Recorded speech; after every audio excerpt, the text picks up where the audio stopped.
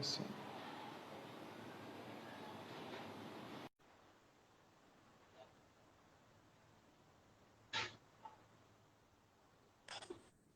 Agora foi, não? Acho que agora foi. Melhorou o delay Agora aí? foi. Tá me ouvindo, não? Te ouvindo bem. Agora te ouvindo bem. Bom, vamos lá então. Bom, a gente já está aí dentro do horário, né? Teve um atrasozinho aí de 7 minutos para o horário combinado, por causa desses probleminhas que tem da tecnologia, né? Imagina aí se a gente não é de TI, como é que a gente não fica, né? Então vamos lá. Rodrigo, obrigado aí por ter aceito o convite, né? Para a gente bater esse papo aqui na live aqui no canal da Wise. É, espero aí da gente ser o primeiro de muitos, né, dessa conversa que tem. E aí, Rodrigo, eu gostaria que você se apresentasse, né, você falasse quem é o Rodrigo, o que que o Rodrigo faz, contar um pouquinho da sua história para quem está aí com a gente, por favor. Ah, só 45 minutos de história tá bom, né? Depois dos 15 minutos a gente fala sobre tecnologia, não é Aí não? a gente encerra, vai lá. Tô brincando, não. Meu nome é Rodrigo Martinelli, eu sou brasileiro, moro aqui nos Estados Unidos, já faz 7 anos e no Texas. Sou um profissional com mais de 20 anos de experiência na área de tecnologia. Trabalhei na HP por 18 anos e nos últimos, provavelmente nos últimos 7 anos, eu comecei a me envolver com cibersegurança. Trabalhei em algumas aquisições da HP na área de cibersegurança. O meu time também vendia soluções de cibersegurança. E mais recentemente, nos últimos quase 2 anos já, trabalho como Chief Sales Officer, sou responsável global de vendas da Maicina, uma empresa especializada em gerenciamento de credenciais.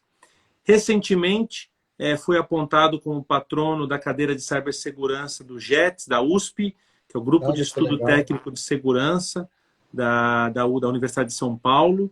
E também formo com o Dr. Luiz Durso o que a gente chama da Dupla Digital. É um canal que a gente tem no YouTube, também tem em podcasts.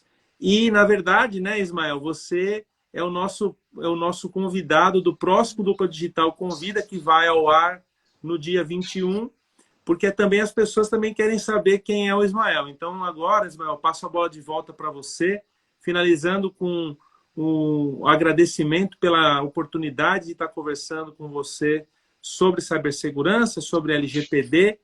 Um privilégio só poder estar dividindo aqui essa live com você.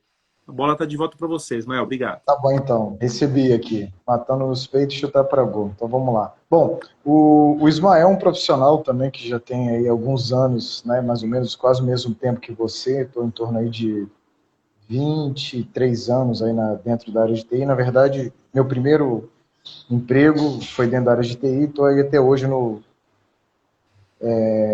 dentro do segmento, né? Nos últimos 6 anos, né, eu venho me dedicando à área de segurança da informação, né? E aí era uma jornada dupla, né? Porque eu vinha de infraestrutura e aí fui migrando gradativamente e aí nesses últimos anos focado literalmente em segurança da informação. Também venho atuando, né, como perito, né, perito computacional, né, ou perito digital hoje como está se falando, né, é uma nova terminologia. E, bom, e hoje eu sou um dos sócios aqui da Wiser Tecnologia. Pessoal, só fazer uma perguntinha aqui só. Para vocês o áudio está ok, a imagem está ok? Está tendo Responde aí para algum nós. delay?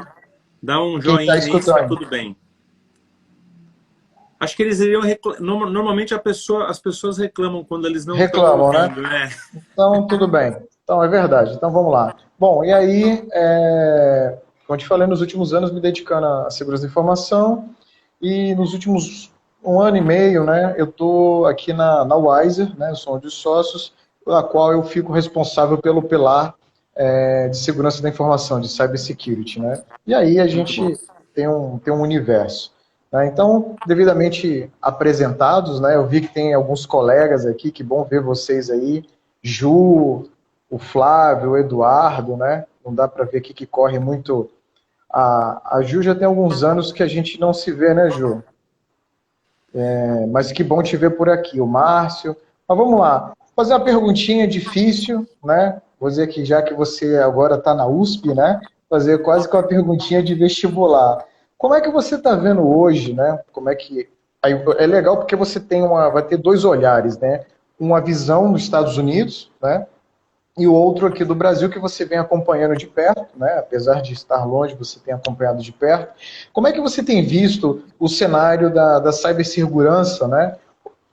Olhando no modo geral, e se você puder fazer pontos, né, contrapontos no Brasil e como você tem visto a cibersegurança aí nos Estados Unidos. Muito legal, obrigado por essa pergunta, Ismael. Quando a gente olha, né, na verdade, o que aconteceu nos últimos 20 anos foi que a tecnologia ela se incluiu na nossa vida, né? Nós mudamos a maneira como nós trabalhamos, mudamos o trabalho em si, a necessidade, né? Lá atrás, outra vez eu participei de um programa do Segurança em Pauta, da USP também, e eu falei, a gente, antigamente, né, as pessoas nem têm noção disso. O que a gente fazia? A gente fazia curso de datilografia para poder aprender a operar uma máquina de escrever.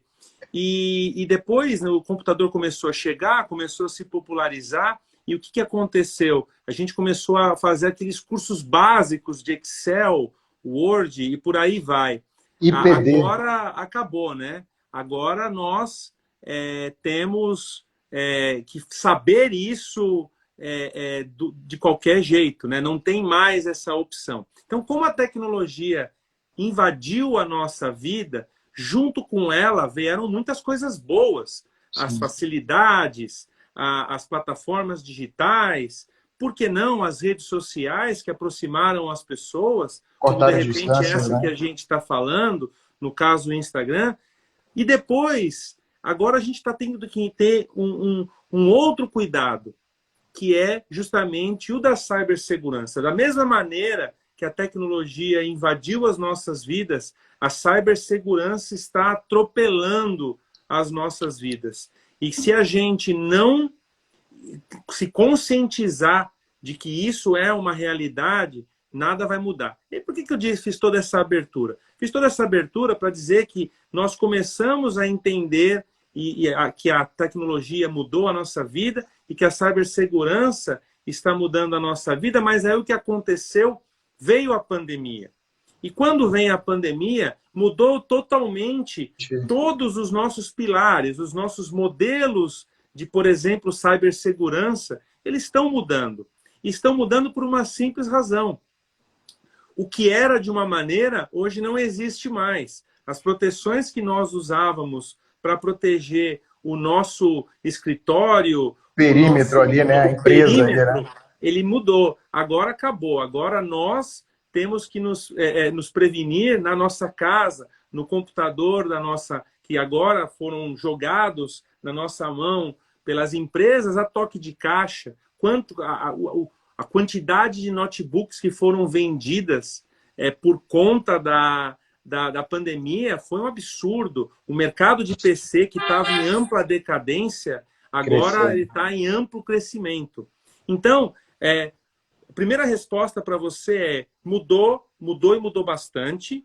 E eu acho que esse é o começo da revolução da cibersegurança. Tá? Eu não vou nem aqui, de maneira alguma, entrar em conversas políticas, mas todo mundo sabe que hoje os países que mais fundiram os ataques cibernéticos são os países China, é a Rússia, é o Irã, e isso está cada vez mais crescendo e nós estamos do outro lado tentando cada vez mais nos proteger. Então, isso já estava vindo, isso já estava crescendo, a pandemia veio, deu um choque e mudou. Agora está todo mundo trabalhando na borda ou no edge, como a gente fala aqui nos Estados Unidos.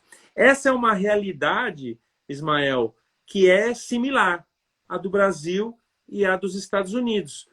A única diferença é que algumas empresas do Brasil ainda relutavam com o trabalho remoto, enquanto as empresas americanas já estavam adaptadas a entender que existe sim a possibilidade dos funcionários trabalharem de maneira remota. Então, essa é uma mudança importante que aconteceu nesse cenário pós-pandemia, talvez. E aí muita gente me pergunta, Rodrigo, o que é o novo normal? O novo normal, ele não é ainda o novo normal. O novo normal é algo que a gente está numa Está se fase formando, de né? ajuste que está indo para frente, né? E vai acabar se figurando o que é esse novo normal. Mas, finalizando a minha resposta, eu acho que são essas as coisas que eu vejo de similaridade, essas são as coisas que eu vejo de mudança do ponto de vista de cibersegurança. E um ponto que você falou que é importante, muitas vezes quando eu estou conversando com as pessoas, né? Eu vi isso em umas postagens que teve, isso não é meu, né? Mas eu achei super válido a comparação, é que assim, quando nós estávamos dentro da empresa, né? Nós estávamos no nosso castelo, que tinham torres, tinha um fosso, né? Tinha os vigias ali, né, em cima das torres, entendendo quem vinha, quem deixava de vir, né? E aí quem era o inimigo? O inimigo estava lá fora, né? Estava do lado da floresta, né? Vamos dizer assim, né? Hoje, devido à necessidade, quando a pandemia chegou, nós tivemos que sair daquele ambiente fechado, né, do nosso castelo, e agora a gente teve que ir para a floresta. E a floresta, mais ou menos fazendo uma analogia, né, ela é um pouco sombria, né, a gente não sabe quem mora lá, quem são os habitantes que tem naquela floresta, né, e aí a gente está tendo que mudar as estratégias, né, e as formas com que nós temos que proteger os nossos ativos, né? Então é proteger, como você falou, né? É o notebook do profissional, são os dados da empresa, né? O modo, né, de pensar agora é literalmente totalmente fora da caixa, né? E a caixa era o castelo, e agora a gente tá fora do edge, né? Passou da borda, né? Nós não estamos, não existe mais a borda não tem mais fronteira, nós estamos lá fora, né? Exatamente. Mas é bem, isso é legal. Bom, indo nessa pegada, como é que você vê? Bom, a gente já não está dentro do castelo, a gente já viu que as fronteiras hoje, elas, se existem, elas são muito tênues, né? Entre o que é empresa e o que é o home office, né? Como é que você entende que os profissionais e as empresas, né? Pode ser um tema um pouco batido, mas como é que você entende que essas partes, né? Elas devem trabalhar, né? Para garantir a continuidade do negócio? Porque o que a gente tem que pensar hoje nós tivemos um período parado por causa da pandemia, saúde, porque a pandemia nos obrigou a ficar parado ali durante um tempo, mas depois, naturalmente, tivemos a oportunidade de nos reinventar e começar gradativamente. Então, como é que você enxerga, né, que as empresas e as pessoas que estão lá fora têm que se comportar, têm que agir para garantir a continuidade do negócio da maneira mais segura, né, e viável dentro do novo normal? Como é que você vê isso? Primeiro que eu quero te falar uma coisa que é muito interessante, né? Que existe um termo chamado BYOD, né? BYOD, que é Bring Your Own Device, traga o seu próprio dispositivo. Muitas empresas e muitas pessoas começaram a lutar contra essa tendência. E eu gosto de falar bastante que, na verdade, quando a gente vê uma tendência, sempre há algo que choca essa tendência. E no caso, de novo, a pandemia, ela chocou essa tendência, porque aconteceu uma falta de equipamentos e muitas pessoas tiveram que, sim, trabalhar com o equipamento deles, pessoal deles, para poder entregar o que estava acontecendo dentro da empresa. Então, a partir do momento que a gente olha e fala, legal, agora essa linha tênue, ela está mais fina ainda. Ela está realmente nanométrica, né? Porque, na verdade, hoje eu tenho acesso a todas as plataformas da minha empresa no meu telefone celular, eu tenho a possibilidade de usar através de um browser, através da web, e isso tudo tem um lado muito bom, mas também tem um lado do risco, que é o risco, na verdade, da exposição dos dados. Então, a partir do momento que praticamente não existe mais uma linha entre o que é pessoal e o que é corporativo, e por mais que você vire para mim e fala, não, Rodrigo, o meu telefone é pessoal, você você tem acesso, você faz operações da sua empresa dentro do seu telefone celular. Não adianta você falar para mim que não. Como ao mesmo tempo você vai dizer que você não faz nada pessoal dentro do seu notebook da empresa. Isso também não existe. Acessar um banco, né? Muitas das vezes a gente acessa um banco ali para pagar uma conta e horário de expediente. Exatamente, exatamente. Então, essa conversa, ela praticamente ela deixou de existir. Então, eu sempre fui fã do Bring Your Own Device, né? Traga o seu dispositivo, e eu via muita gente questionando isso, falando, pô, mas eu tenho que pagar o meu negócio e tal. E agora, como é que ficou? Hoje não tem mais. Você tem que fazer o que você precisa fazer, o que tem que ser feito. Você precisa do acesso e você acaba usando o seu acesso pessoal para trabalhar e por aí vai. Por conta da própria resistência das pessoas em entender que isso era uma tendência e que tinha que acontecer. E aí a gente acaba não vendo o real benefício de tudo isso que aconteceu. Tem gente que está reclamando? Muita gente. Também não estou falando que está certo ou que está errado. Eu aprecio muito empresas que se adaptaram, empresas que tentaram ajudar o funcionário com uma cadeira legal, com um notebook, com um antivírus, com uma VPN, com uma gestão de credenciais para ajudar o funcionário a cobrir os riscos. Eu aprecio muito, mas ao mesmo tempo isso não é humano.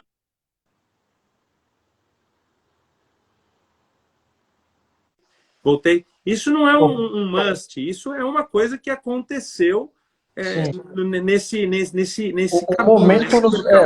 o momento nos obrigou, né, tanto a entrar nisso, né? Então, é como você está falando, né? E é legal porque a borda ali, né, que separava o pessoal do profissional para algumas coisas, tá bem tênue ali, né? O negócio, você às vezes acaba não enxergando onde é que é um, que é outro, e acaba se misturando bastante.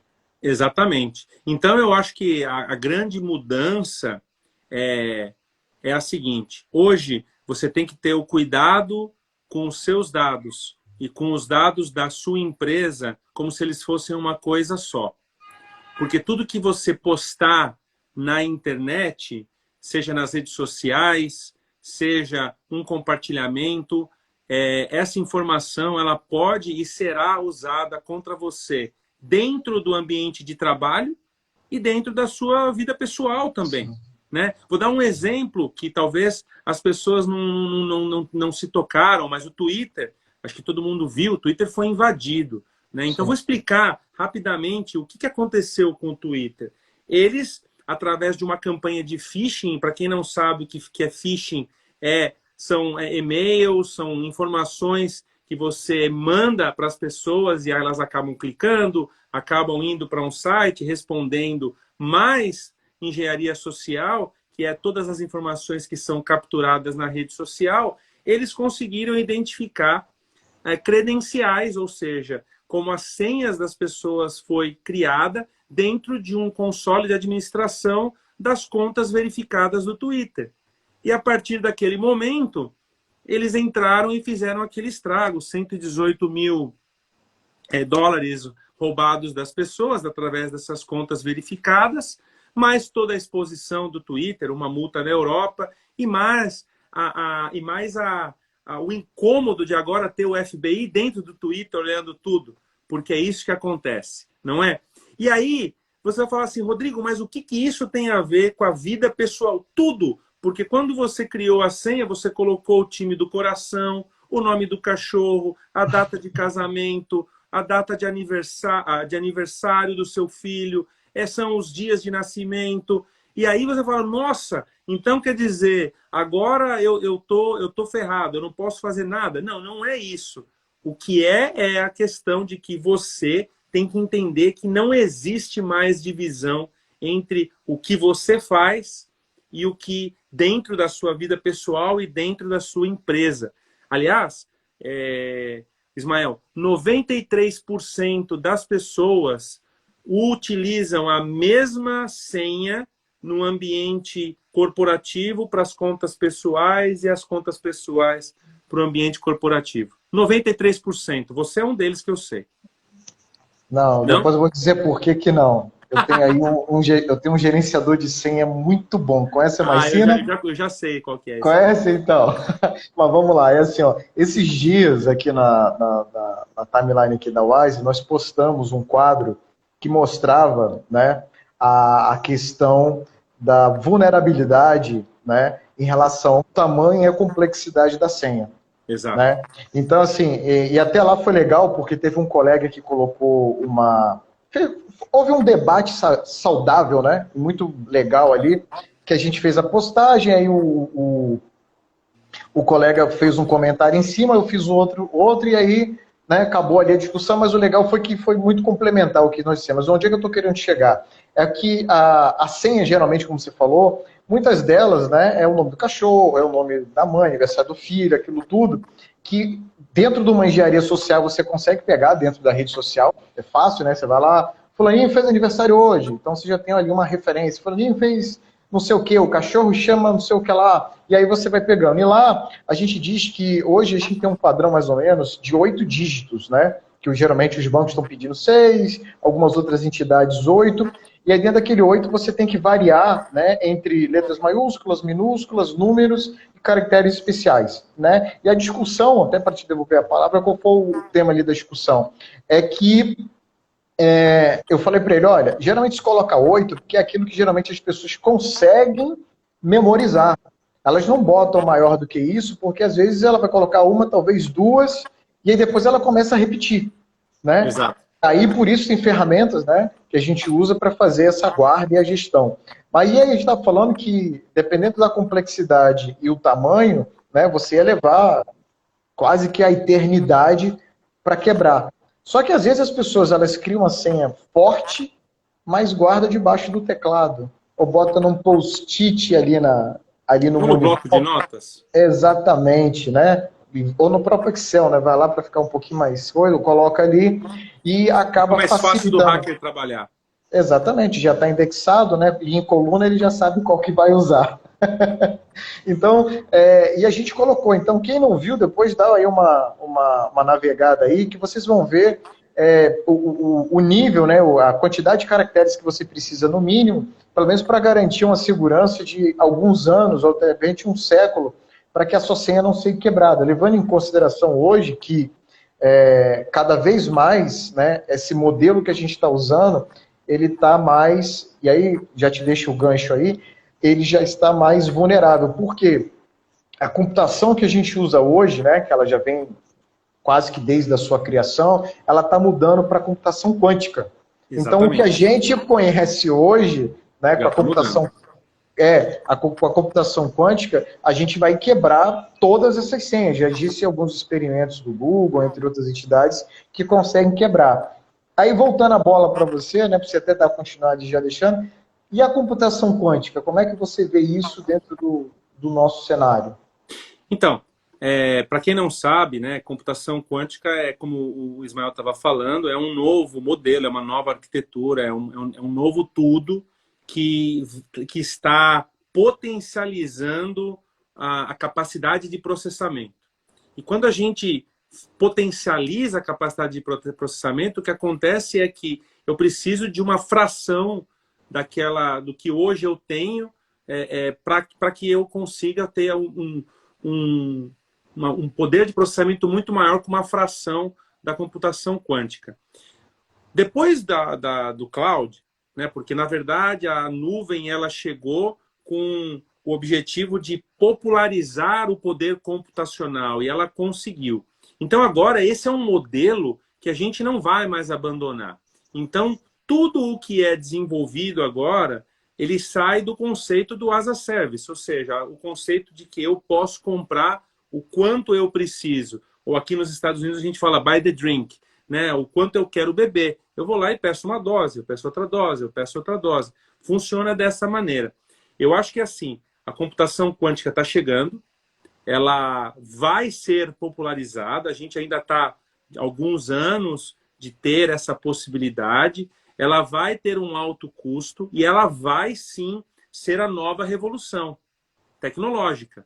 Só que tudo que a gente faz de revolução tecnológica também faz uma disrupção na nossa cibersegurança, ou seja, aumenta ainda mais os riscos. Toda vez que eu melhoro e ganho processamento e processo mais coisas, eu aumento exatamente a mesma quantidade dos meus riscos cibernéticos. Então, eu vejo com bons olhos, eu vejo como uma revolução, eu vejo como um modelo que vai, sim, buscar a popularização, e eu vejo como a próxima onda, como foi do mainframe para o client-server, como foi do client-server para a internet, e como da internet foi para o móvel, né, para os celulares, e agora para a cloud. Eu vejo como a computação quântica sendo o próximo passo nessa nossa escalada tecnológica. Então, eu vejo, sim, com bons olhos, como eu também via com bons olhos a inteligência artificial, o machine learning, e eu também vi que tinha muito mito, tinha muita confusão relacionada a essas coisas, e agora a gente está chegando lá num senso comum de como utilizar essas tecnologias. Eu vejo que a computação quântica vai passar também por esse caminho, com certeza. Tá bom, então tô só pegando o gancho, tá? Vamos lá. Claro. Você falou de nuvem, né? Aí eu vou contar uma historinha, né? Acabei fresquinha, né?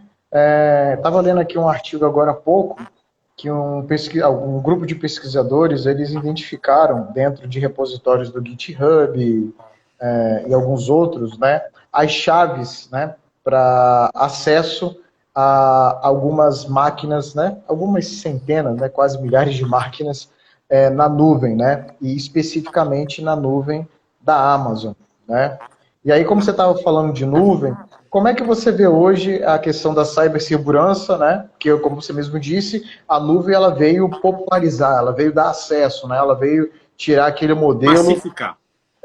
que tudo eu tenho que ter dentro de casa, mas não, e às vezes você tinha um poder computacional absurdo dentro de casa, mas usava um terço, né? Mas era aquela coisa, né? Eu estou dizendo porque, imagino que você passou por isso, né? Mas eu, como gestor de área, às vezes eu tinha que pensar a longo prazo. Então, se eu tenho uma verba agora, eu tenho que comprar esse canhão agora, porque eu não sei se eu vou ter verba lá na frente.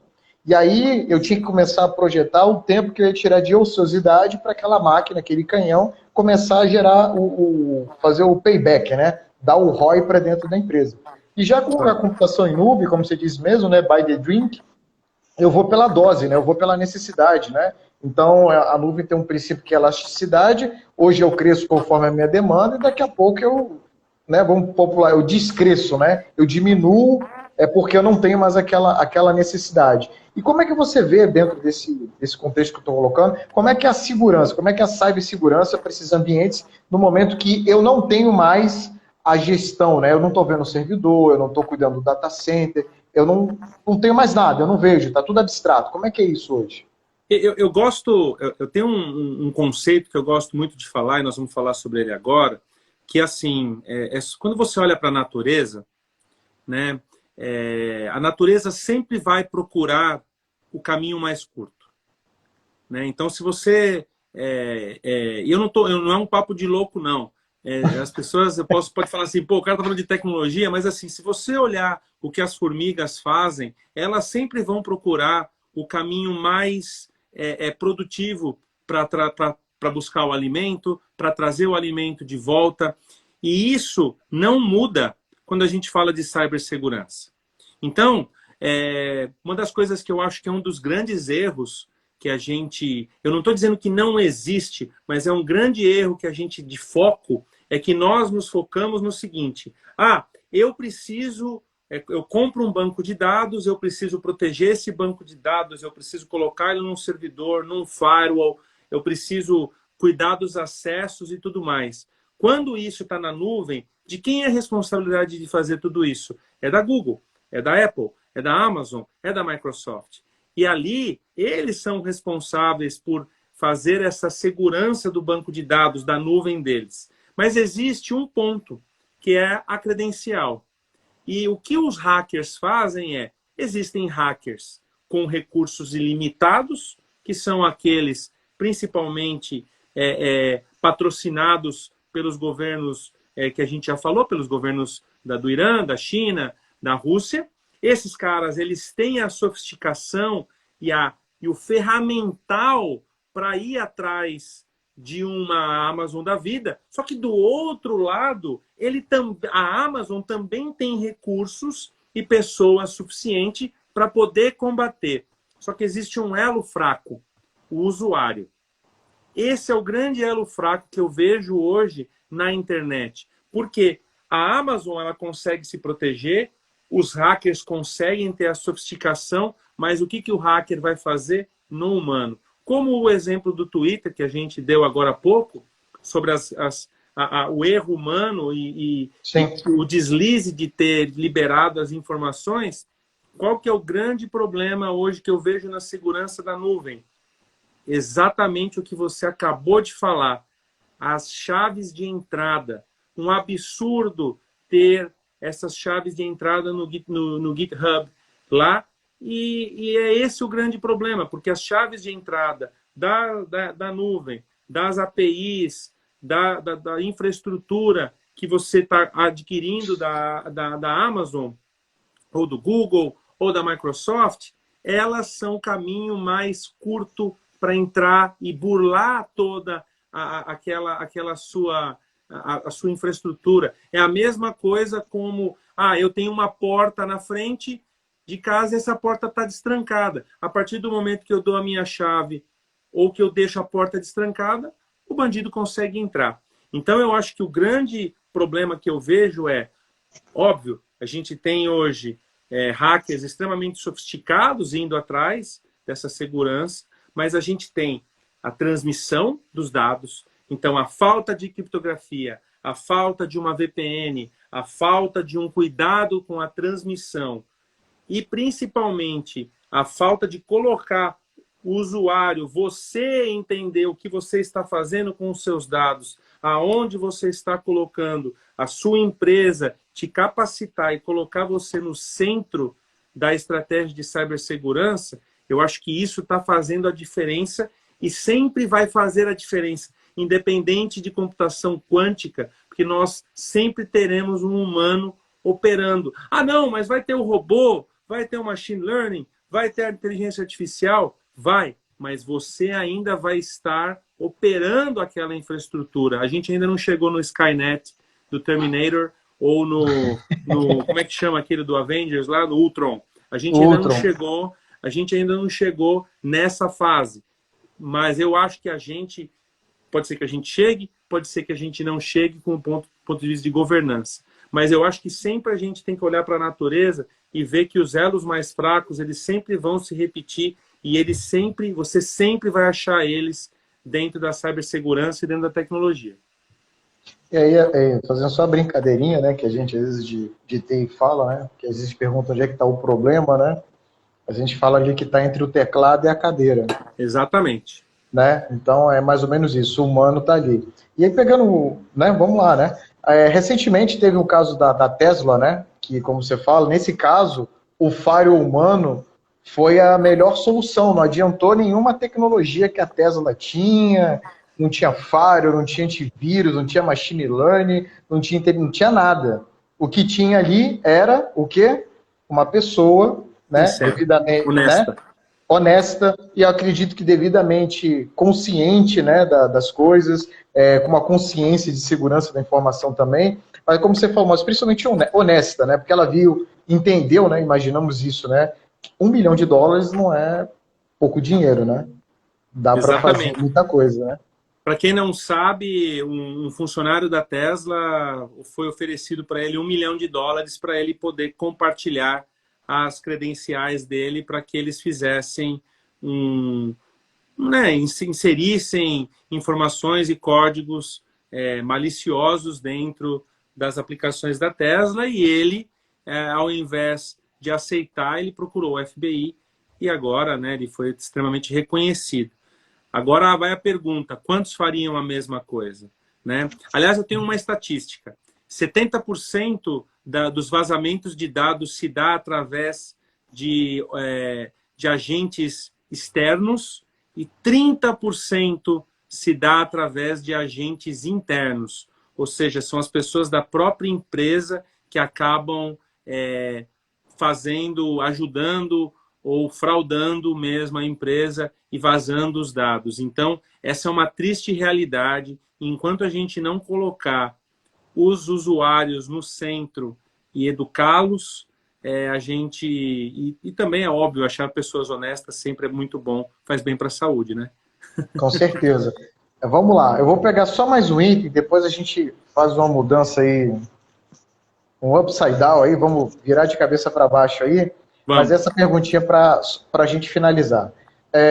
Conscientização do usuário, você acredita que isso funciona? Porque a gente teve o caso da Tesla, que eu acho que foi muito mais a questão de índole, né, em alguns aspectos, porque o dinheiro é bem alto, né, foi a questão de índole, caráter e tal, do que propriamente treinamento. Mas você acredita que treinamento, capacitação do funcionário, campanhas de conscientização, isso faz diferença, tanto para o profissional quanto para a empresa? Eu acho que são duas coisas. Eu acho fundamental que o colaborador seja treinado em o que fazer e o que não fazer, e ter ferramentas, ter o antivírus, saber o que é uma VPN, usar uma VPN, fazer coisas desse tipo.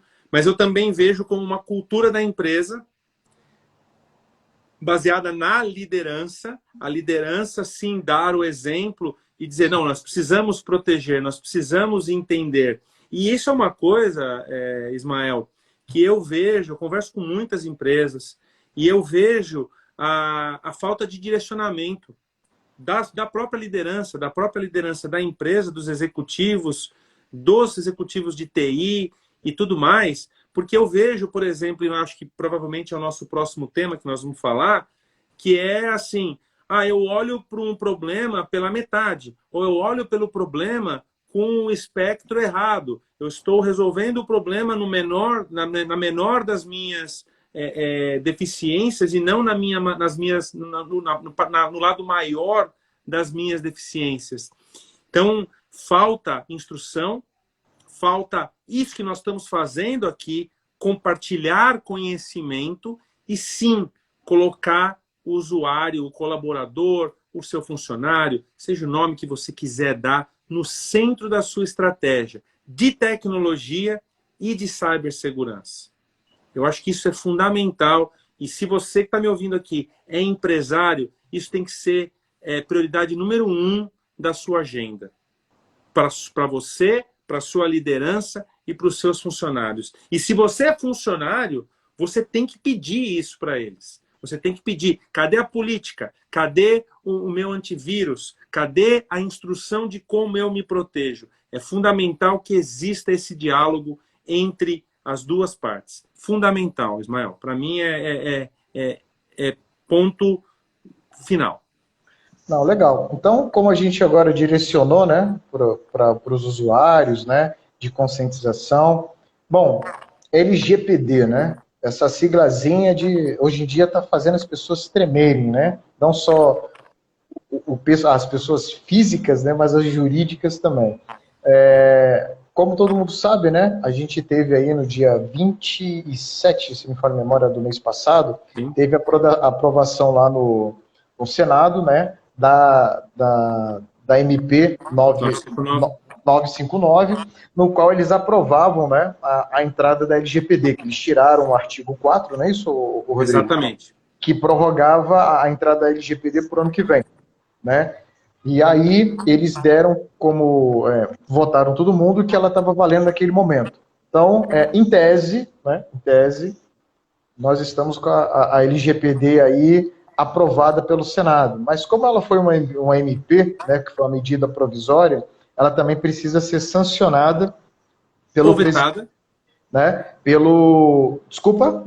Ou vetada. Ou vetada, obrigado. E a partir do momento que qualquer um desses movimentos aconteça, a LGPD, que é uma lei de 2018, ela entra em vigor. E essa foi um dos pontos da desinformação que a gente levou no canal do Dupla Digital. Foi uma coisa que a gente fez meio a toque de caixa, porque muita gente não explicou isso de maneira correta. E, na verdade, a lei é de 2018.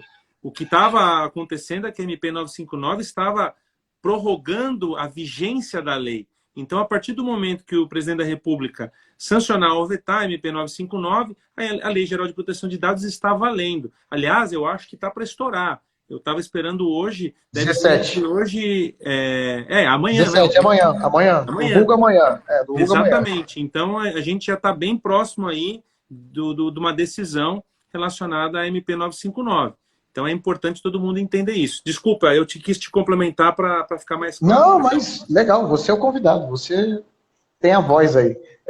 Mas vamos lá. Bom, então, gente, amanhã, né, se as contas não estiverem erradas, é o dia D, né? Ou veta, ou ela está valendo. E valendo, né, ela acaba tendo uma validade retroativa. Ela volta a data, lá, acho que pelo dia 16, alguma coisa assim que eles comentam, 28 de né? agosto. 28 de agosto, obrigado. Ela volta retroativa e vem de lá para cá, tá? Mas o importante é o quê? Ela valendo, né? As sanções, eu ia até comentar aqui agora, as sanções elas estão previstas nessa MP que ela entre a partir do início do ano que vem. Então, janeiro do ano que vem, né? Com a devidamente, espero que também já esteja tudo finalizado com a Autoridade Nacional de Processamento de Dados, de Proteção de Dados, né? NPD?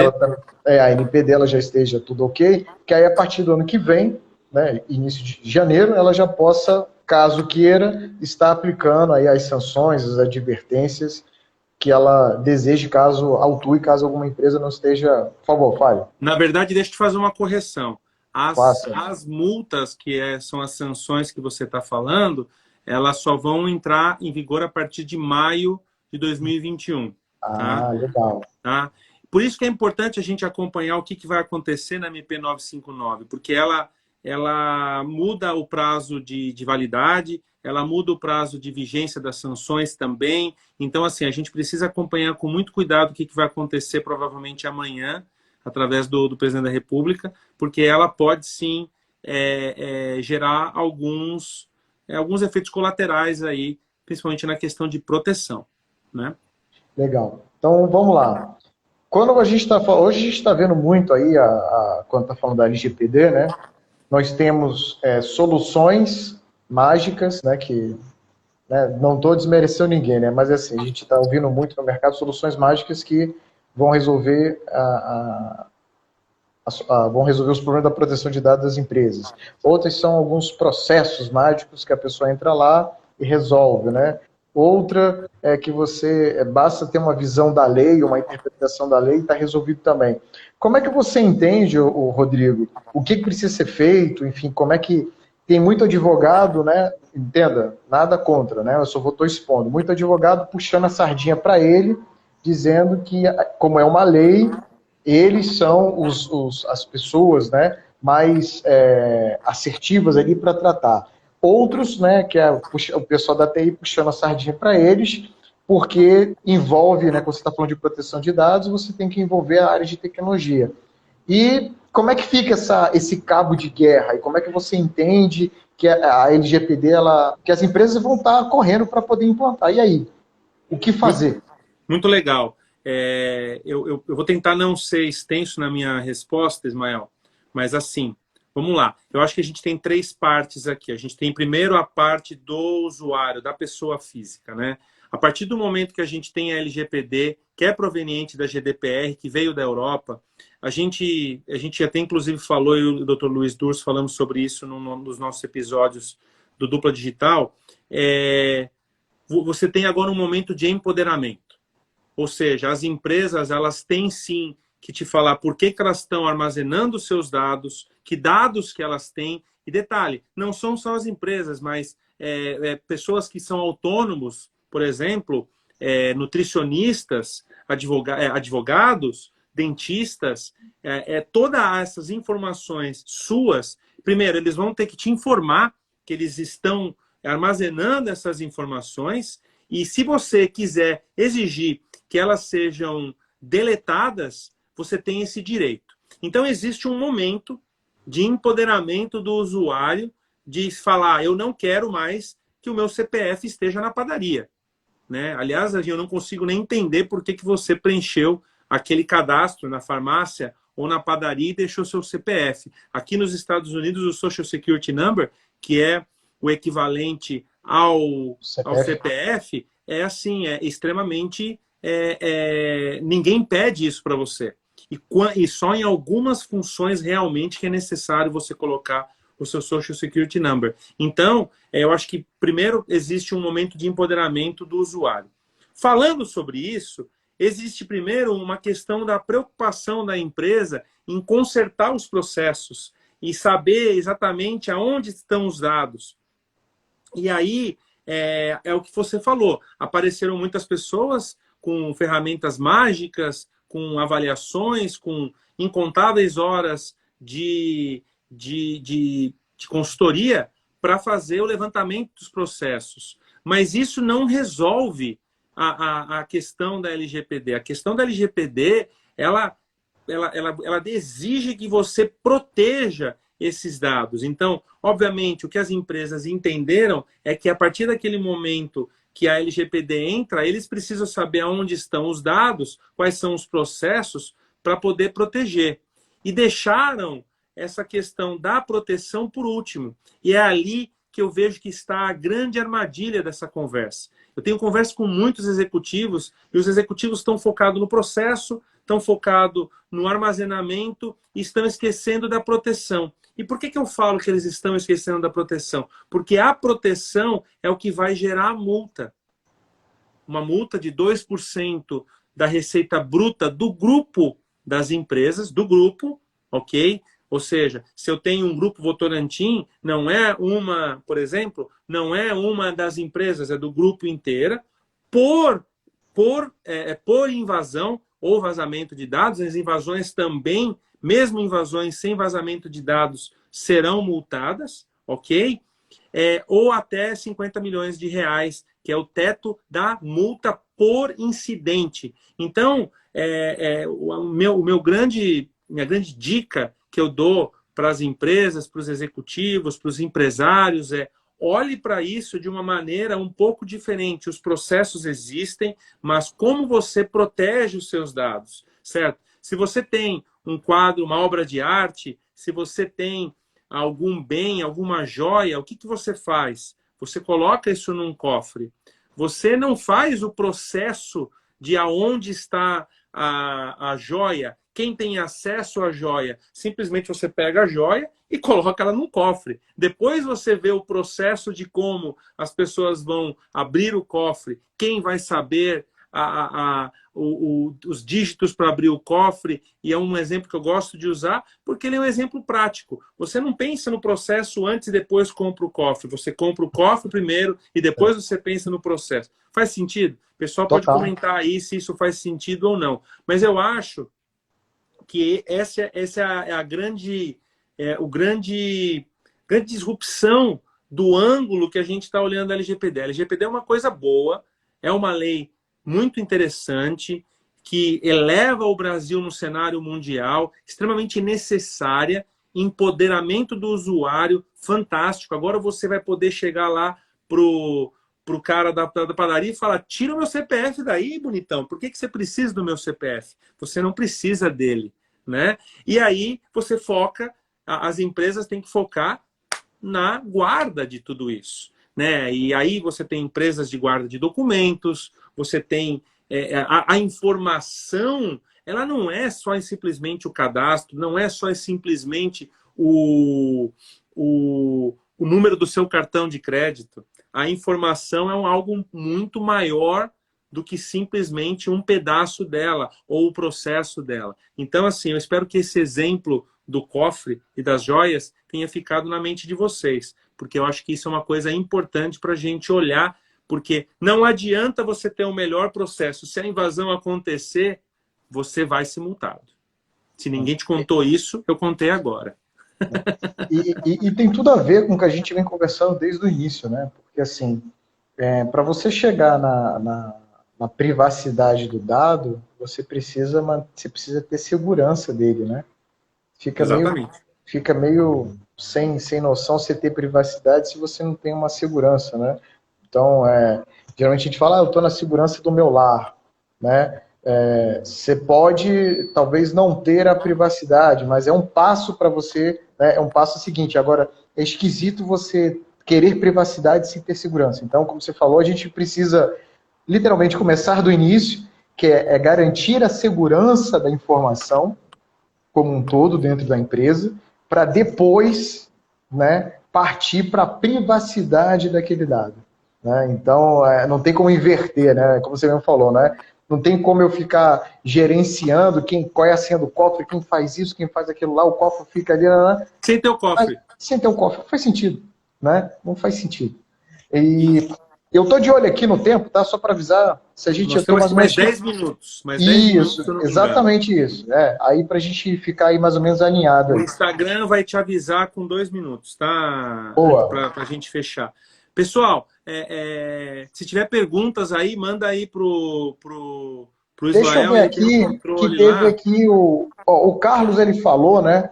Quando a gente estava falando o grande amigo Carlos, ele falou lá atrás, quando a gente está falando de privacidade, que a privacidade, né, ela tem que ser tratada como um dos pilares da empresa.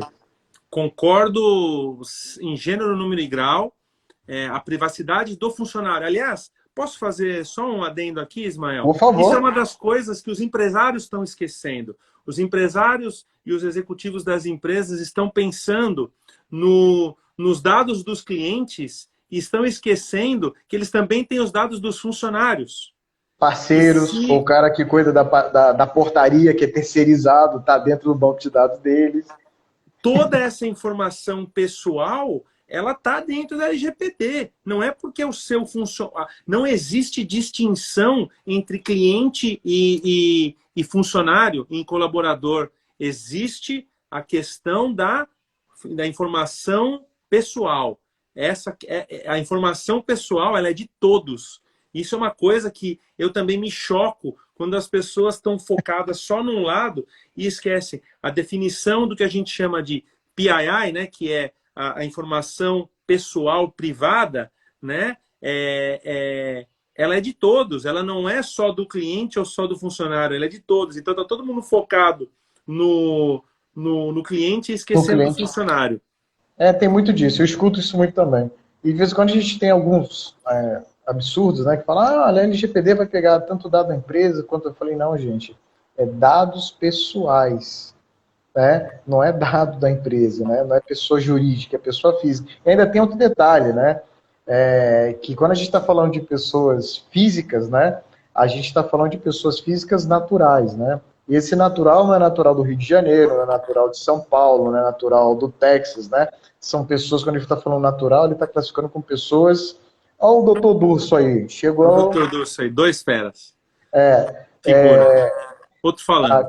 Quando a gente está falando de pessoa natural, a gente está falando de pessoas vivas, né? Então, quando você está falando de pessoas já falecidas, existem outras leis, né, que tratam o tema específico. E lembrando que a LGPD...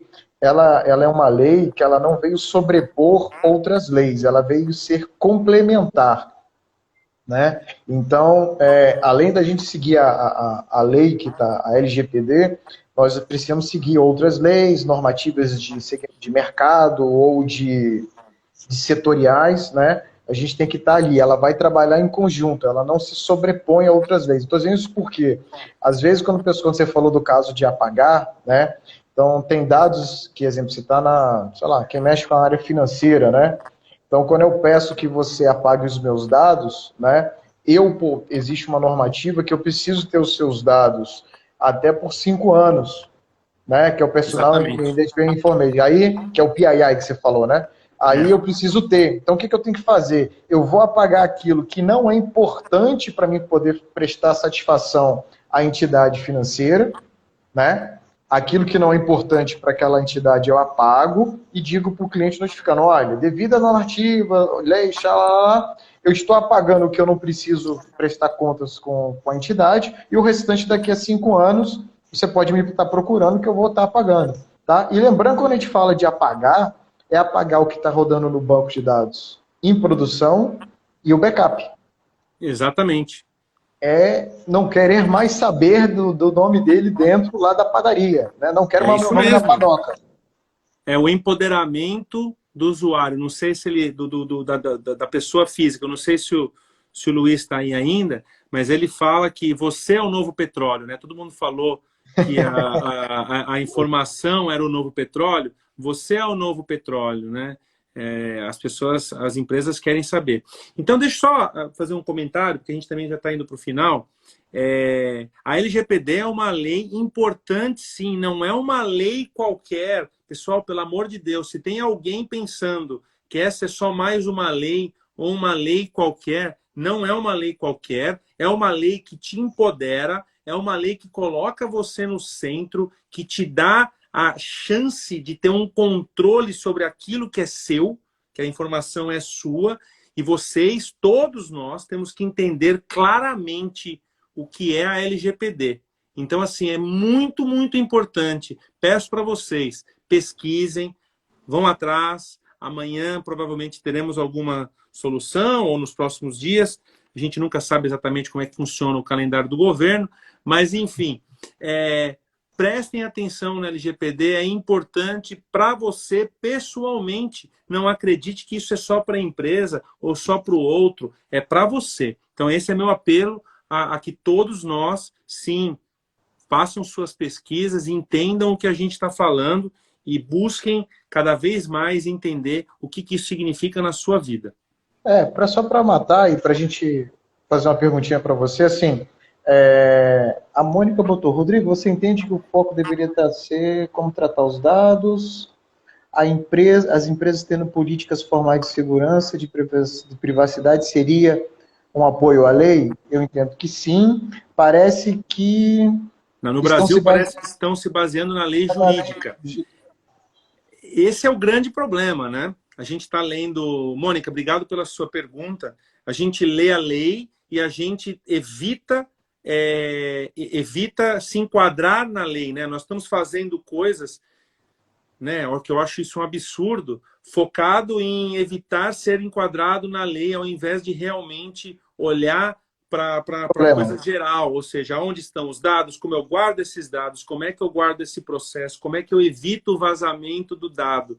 Eu concordo com você, eu acho que a gente está olhando errado, e é isso que eu falei agora há pouco, nós estamos olhando pelo ângulo errado a lei. Né? Até quando eu e o Durso, nós fizemos 2 vídeos no Dupla Digital sobre a LGPD, ele me falou, Rodrigo, até invasão, mesmo sem vazamento de dados, até a invasão será, sim, punida dentro da LGPD. Então, Mônica, para mim, sim, estamos olhando da maneira equivocada. E se você é profissional dessa área e você quer conversar comigo, me chama para a gente conversar e eu vou te falar como que você tem que olhar para isso. Você tem que olhar isso de uma outra maneira. Se você discorda de mim, venha falar comigo, mas precisamos olhar disso de uma maneira diferente. Acho que nós estamos no final, né? Já aí? Não, por enquanto ainda não. E aí, assim, como o próprio Rodrigo está falando, assim, a Wiser, ela vem dentro de várias empresas, acredito que você tem feito isso dentro do seu canal, e a gente tem divulgado, a gente tem feito campanhas dentro das empresas, palestras, né, justamente para conscientizar não só a empresa, mas também os funcionários sobre isso. Né? Como eu falei, não adianta querer privacidade sem ter segurança, vai acabar aqui. 28 segundos restantes. O que nós temos para o dia 29? Me conta aí. Dia 29 nós temos uma live da Maicina, então estão todos convidados, nós vamos passar isso para vocês aí. Ficou aqui no final, né? Tá, então, no finalzinho, te avisou com o tempo errado. Então, gente, me siga, Ismael TS Júnior aqui no Instagram. Rodrigo, qual é o seu? Rodrigo.s.martinelli, tá aí.